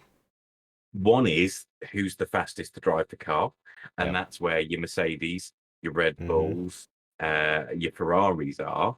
And then the other coin, the entry-level teams, your Haas, your Alfa Romeos, and similar, are who can pay me the most and bring as much sponsorship in to keep my team afloat, because we are financially running very close to the wire here. And that is the problem with the financial mechanics, which is stopping some of these drivers from coming through. Absolutely. I mean, we've seen historically, there's been, I can't remember the lady's name now, but there was a Formula 1 driver who was testing for HRT a few years ago. She lost her eye. Maria de Vallota. Maria de Vallota, that was the one. And there's been female Formula 1 drivers before that. The one driver, and she wasn't Formula 1, but the one driver that always comes to mind when we think about female drivers is Michelle Mouton, who was the world rally champion and Group B rally great driver. Great driver. She was meant to, but what I loved about that was no one gave a shit that she was a woman. It didn't matter. She was fast and she was toe to toe with the legends of the time. And that's what made it so important. And that's what I want. That's what I want for female drivers in F1, and that equality. I have concerns about the W series because it feels like inequality. Here is a series that is only for women. Well, actually, if we had a series that was only for men, that's inequality. So that worries me a little bit. But I also think because it is a series specifically for women, it pushes them into a corner and gives us the ability to go, well, we tick that box. Women have their series, they're over there. And actually, what I want to see, similar to as you're saying, is I want female drivers to be able to come through and challenge the male drivers, and we see them toe to toe with each other. But ultimately, what I want is to see the best 20 drivers in the world and the fastest 20 cars in the world going around the best 20 tracks in the world. That's ultimately what I want to see. If that means the entire grid's female, so then fine. Great. Yeah, exactly. And this is kind of what I was trying to sort of get towards. Exactly that. It's I can give a fuck. I can give a fuck what you are, who you are.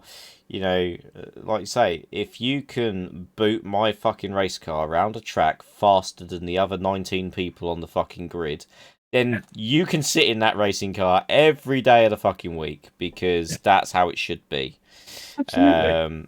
And yet again, I feel we're kind of in that.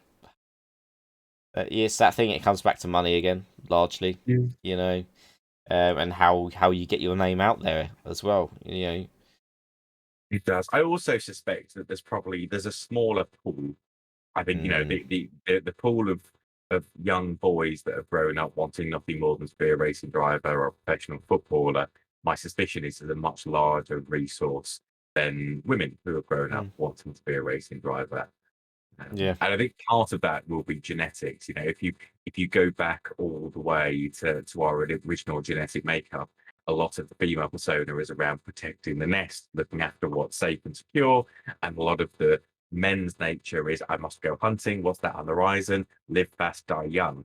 And the live fast, die young mentality works very well in a Formula One car Yeah. because they'll go as quickly as possible and to hell with the consequences. Women tend to be a bit more measured and a bit more controlled for that. Not Mm. always, No, but not always. as No, a no. sweeping generalization of the genetics and makeup of our species, that was always the understanding I had. Mm. Yeah. Oh, yeah. Well, yeah. It'll be interesting to see. Hmm. You know what the future holds. What what I'm not a massive fan of is these F1 well, not F1 drivers, these F1 teams that just for the sake of it, they go and they pick up a W Series driver and they go, oh yeah, they're now a development driver, but give them no seat time. Like if they're a development driver, let them have a go. Put them in the car for a practice Yeah. session. Like, let's see what they can do. Let's see what they can do. You know, like I'll call them a development driver and then give them nothing to do except walk around the paddock and do all the media stuff. Well, that's not really development driving, is it? Let's be real here. You know, if It you, smacks of a tick in the box to yeah, pacify people. It's the same thing we see in businesses across the country. mm, This business is entirely white middle-aged men. Therefore, we shall recruit one BAME ethnic minority of a certain age group and a certain gender, so that we can tick the box for our equality and diversity. yeah, That's not equality and that's not diversity. That's equality. not No, good enough. no, it's not good enough. It's not good enough. I No. don't, you know, don't agree with it at all. That needs to be rectified. Like, and it's much the same with this kind of approach. It's kind of like, you know, like you say, they're just ticking a box to say, yeah, we've got a female driver. It's like, well, you haven't because you're not letting her drive anything.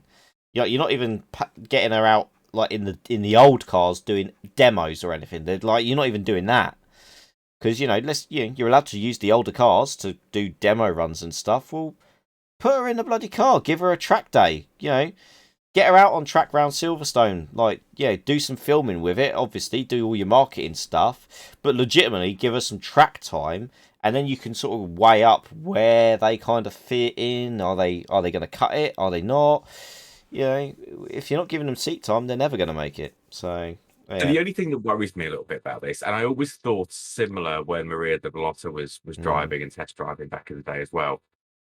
It it is sort of an all eyes on yeah. me type situation. So Yeah. if you imagine there's 16 or 20 drivers in the W series right now, Yeah. and maybe another 60 to 100 all desperately vying and hoping for a Mm, seat, and then one of those women breaks into a development test role, everyone is looking, and the pressure will yeah, it's be huge. immense in order It's to huge. succeed. Yeah, it will be. It will be.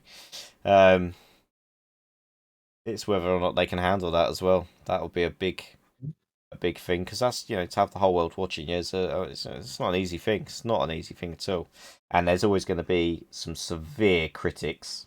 Yeah. We know what they're like. We've seen them in force.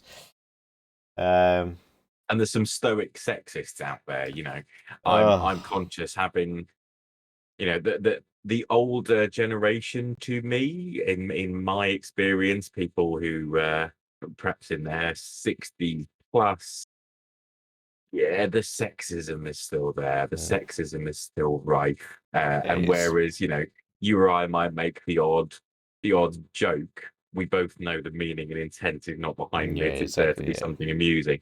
yeah, Whereas I get the strong sense that the older generation absolutely fully mean it. It's a solid belief for them. It's a solid belief that that's it. That's how, it should be for men and men only. I don't give I don't care about that. Well, this is why we see the Yeah. same female referees and female Mm. linesmen in football getting abuse. Oh, all the because time, all the football time. fans Yeah, don't think they should be there. yeah. Why the fuck not? Why not? Why not? They can equally do as good a job as any bloody bloke, as far as I'm concerned, and that goes for any job, really. Yeah.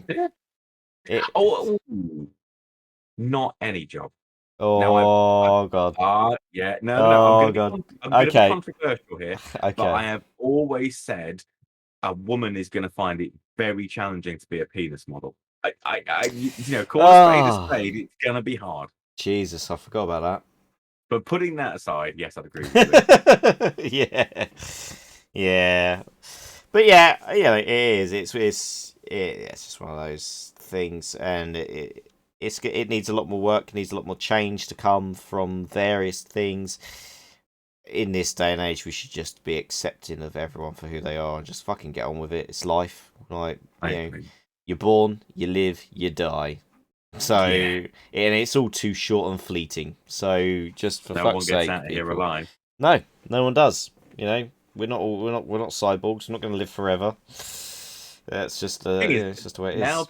Now that people like Bernie Ecclestone have stepped away from the helm, as much as I love Bernie's honesty in some of the things he says, there is a misogynistic, old, sexist man in there because he is very much of his time, and he's made some very derogatory comments about his wives and ex-wives in the media in the past. Hasn't he just? That. Yes. So now that you don't have someone like that at the helm of F1, and you can have the opportunity to bring through the new breed, that again hopefully will open doors and opportunities.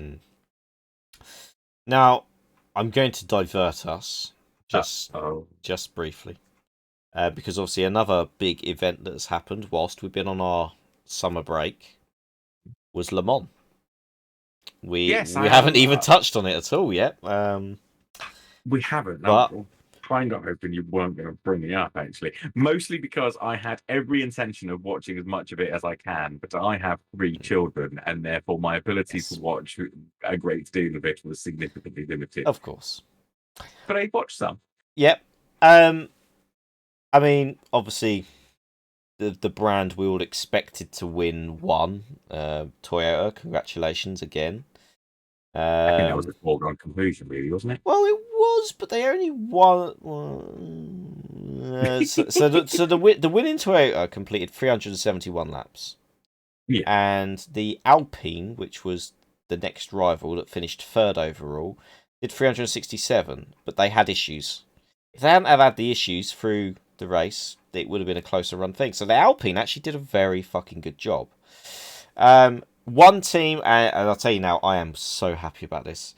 So, do you remember I sent you some stuff about Glickenhaus, the other hypercar entry, and their opinions on certain things? The owner of Glickenhaus, which I fucking cannot stand. The guy is a dickhead. He's an arsehole, and he's blocked me on Twitter because of a tweet I sent him. They didn't get on the podium, and it was so fucking satisfying. But there is a favoured chap. So we have an outright overall a new British Le Mans winner, Mr. Mike Conway, was in that Toyota. And yes, I'll tell you what, another one in that same very car, and he is a favourite driver of ours. Kamui Kobayashi is a Le Mans winner. I'm fucking buzzing for the lad. I am absolutely buzzing because I love Kamui, and he put it on fucking pole again. Like, the guy is fast. He is fast. Yeah. Of course, Jose Maria Lopez. He was a World Touring Car champion. It was a good lineup in that car. And let's not forget, though, in second place, it was a trio of failed Formula One drivers. You could argue Kamui Kobayashi falls into that camp as well, you could, but I love him, and so that's not going to happen. So, in the second car, the sister car, was the legendary Kazuki Nakajima, Yeah. Sebastian Buemi, and Brendan Hartley. Brendan Hartley, indeed. Love Brendan Yeah. Hartley. The Alpine, I tell you what though, they had a driver in there, a name that I haven't heard for quite some time, but was at one point, a GP2 driver and all that. Nicolas Lapierre. Right? Okay. There's some I was looking through the list of drivers down the list, and I was thinking, oh my god, there is some like legendary names in this thing that were once like all battling with Lewis Hamilton and shit for GP2 titles and stuff, and then they just disappeared. Then they've cropped up at Le Mans, like, oh yeah, we're still racing, we're still here.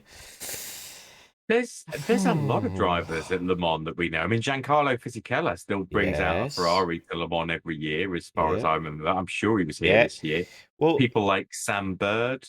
yeah, Sam Bird. Bruno Senna's been doing it a lot recently. I don't know if he was there this Do you year. know? I know Alex Yes. Brundle and Paul Di Resta were both there, and Juan Pablo. Yeah. So Brundle was in the LMP2s. He finished. Where the fuck did he finish? 1, 2, 3, 4. Finished 5th in class. Did Alex Brundle? Well, Will Stevens. How can I forget about Will Stevens? Another Brit. Yeah. He finished 3rd in class in LMP2. Paul Di Resta's car finished 4th in class. Okay. So yeah, decent effort. Nick De Vries was actually there as well. I didn't realise he had raced Le Mans, but he's there. Anthony Davidson he was partnered by Antonio Felix da Costa. Oh, Roberto Gonzalez, a former, and this is brilliant, a former Minardi Junior driver. Oh Jesus! Only you would know that. Yeah. Roberto Gonzalez. Yeah, he was in GP2 for a brief season. Wasn't very good. He was in GP2 for a brief season. As thing, of course, the legendary Guido van der Garde. I mean, I love his tweets. I don't know if you follow his tweets, but they are fucking brilliant. Honestly, if you want someone that just goes in on everyone, Guido van der Garde's tweets are amazing. Who else have we got down here? Oh, well, God. Felipe Nasr, I've noticed, as well as Kevin Magnussen and Jan Magnussen. Yes. Robert Kubica is there. Oh, I've just in a car with Louis Delatraz. I've just seen a legend in the LMGT Pro cars. Oh yeah, who's that? Gian Maria Bruni. What's the name I haven't heard in a while? Another former Minardi driver. There are always some great cars there, and it is a great race to watch. The only other one takeaway or interesting tidbit that I heard of the Alpine car in LMP1 was actually. Oh, you mean the hypercar? I mean the hypercar. Yes. Was actually an LMP1 chassis from last year. It was. Yeah, it was. Yeah. That's an interesting approach, and do you know what? They've done fucking well. Yeah, done really well. Fair play to them. Right. Yeah, absolutely.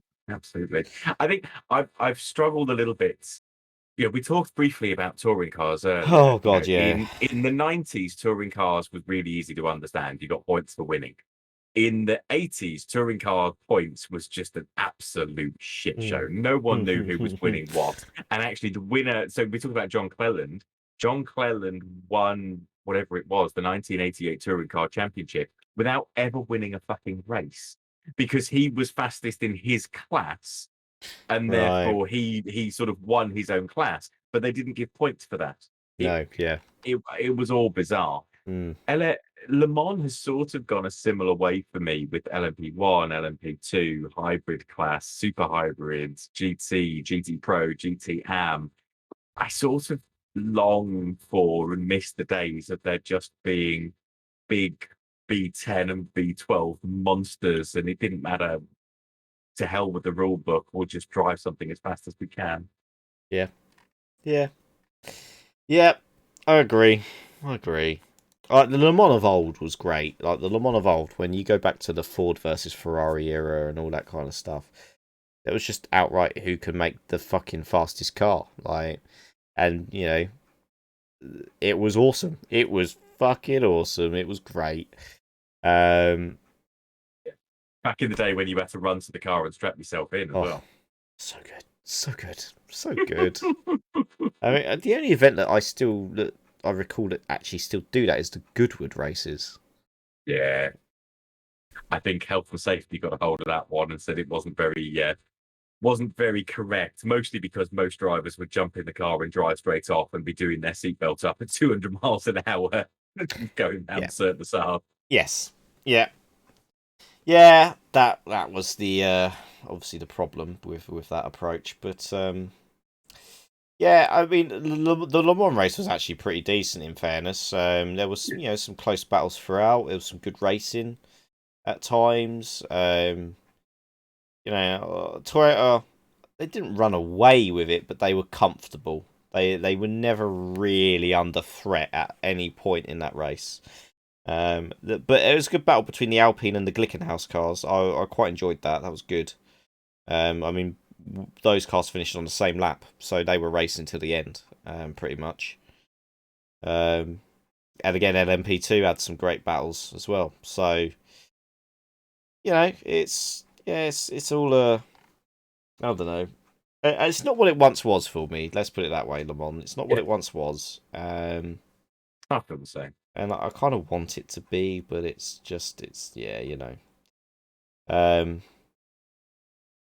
just trying to have a look and see what other notable things. Obviously, Jack Doohan actually won in the Formula 3. Mm. He's kind of reignited his chances of a title.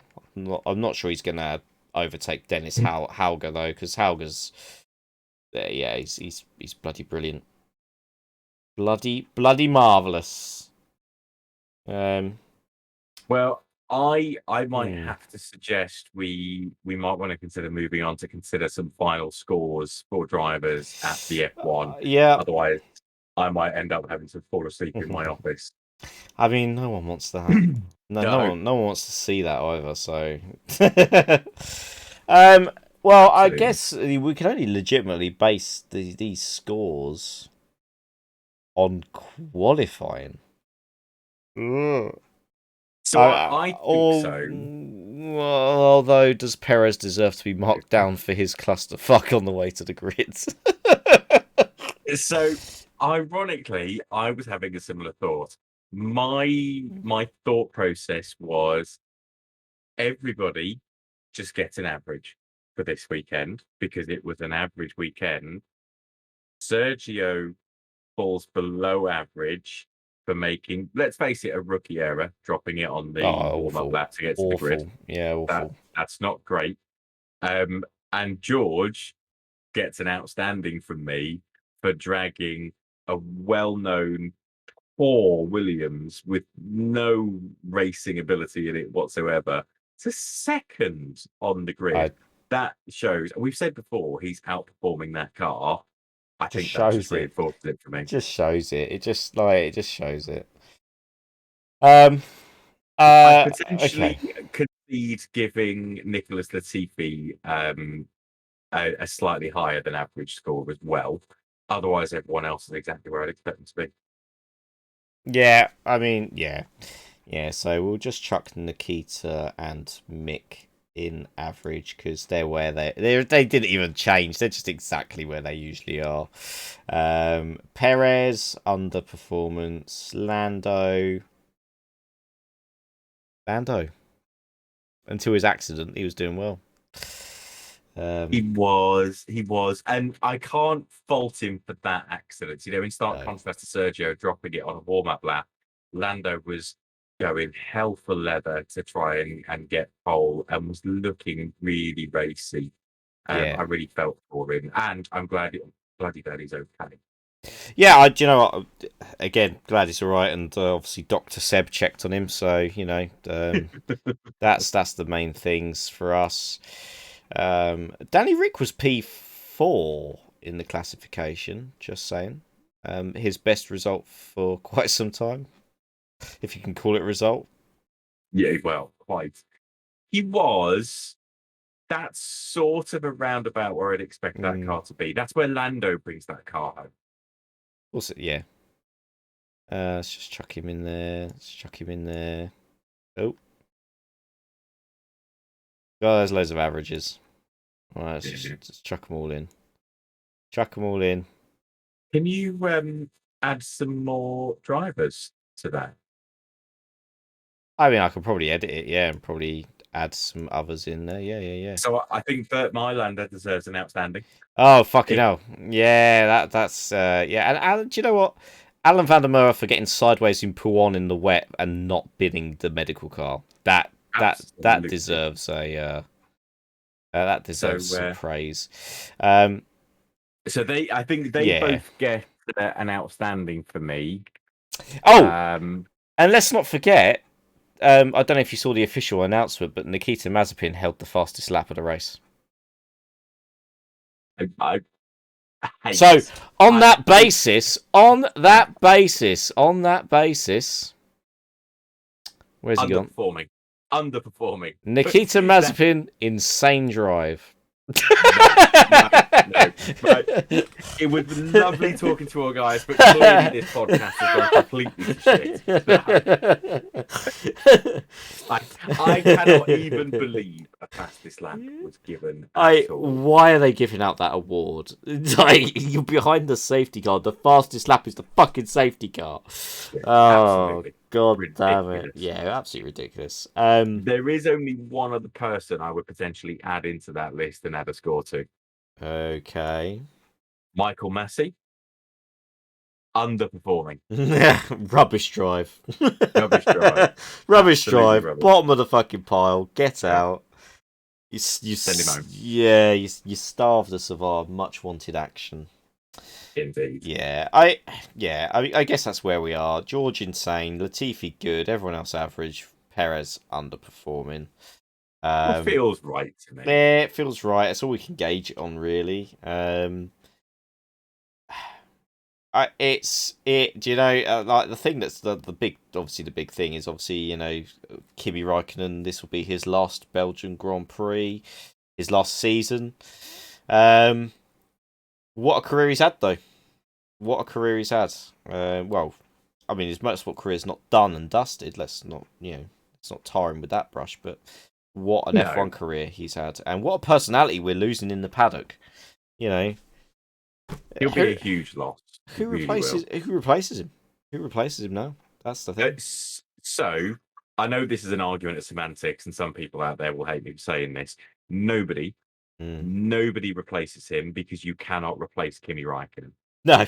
Somebody will supersede him. Someone will take on the seat that he previously occupied, but replace, I think, is a word I couldn't possibly use. No. Yeah. It was always going to come. It's always that moment that you never want to happen because he's just a legend in every sense of that word. He is a fucking legend. You know, from his drunk shots where he's ski jumping off his fucking stairs to his interviews and, you know, yeah. You missed Paddock giving a speech. Oh, yeah? Yeah. Will you get over it? Yeah, I was taking a shit. I was having a shit. You can't. You can't make it up. You can't make it up. And yeah, I hope we see an even more just chilled out, relaxed Kimi now that it's public. Everyone knows now.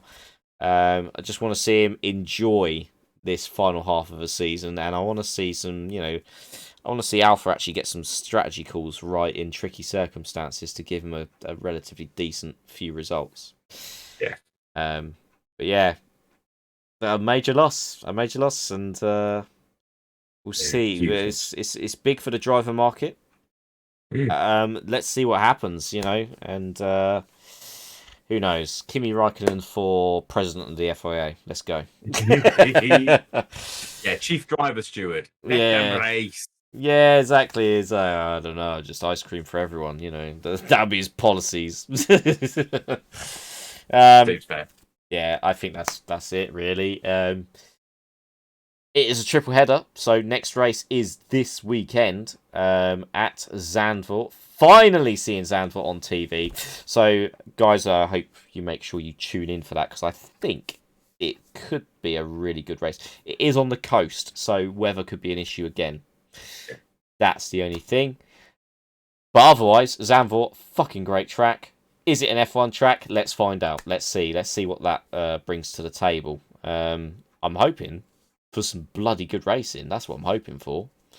I don't know. Any thoughts on what you're hoping for as a final parting gift? I have no idea what to expect from Zandvoort because honestly, I don't think I've ever seen a professional race there, Formula One or otherwise. But from my very limited experience of running around it in the Formula One games and in Assetto Corsa Yeah, Competizione, yeah, yeah. I'm really intrigued to see what the camber changes it does Oh to yeah. Formula One cars because there's a hell of a lot of Mm. camber in those, and I don't know whether that will unsettle the car aerodynamically. I'm God's honest truth here. I'm expecting to see 2 or 3 fairly big incidents, probably in practice and qualifying rather than the race. But I think as people are pushing the car to their limits and understanding the balance, I think we'll see a shift of balance and someone go careering off the track quite badly. Okay. I'm betting Nikita Mazepin first one. Oh, oh, okay. The I Haas. will take that bet, and I'm going to say the Oh. first one to go off will be Lance Stroll. Oh. Oh. Okay. Okay. Did not see Lance coming out there, but okay. Yeah. Just a feeling. Let's see what happens, guys. You heard it here. This is our bets. Let us know what you think.